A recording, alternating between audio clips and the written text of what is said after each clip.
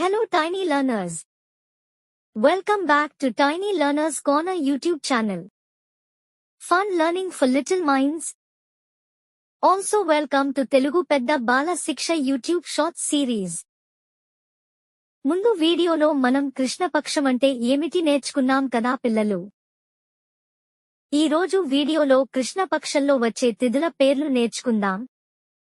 మీరు సిద్ధంగా ఉన్నారా పిల్లలు? నా వెంట మీరు చెప్పండి. కృష్ణపక్షంలో మొత్తం 15 తిథులు ఉంటాయి.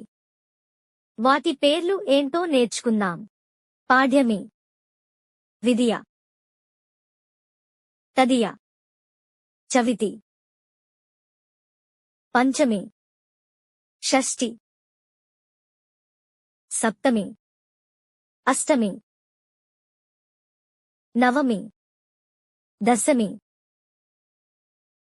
ఏకాదశి, ద్వాదశి, త్రయోదశి, చతుర్దశి, అమావాస్య.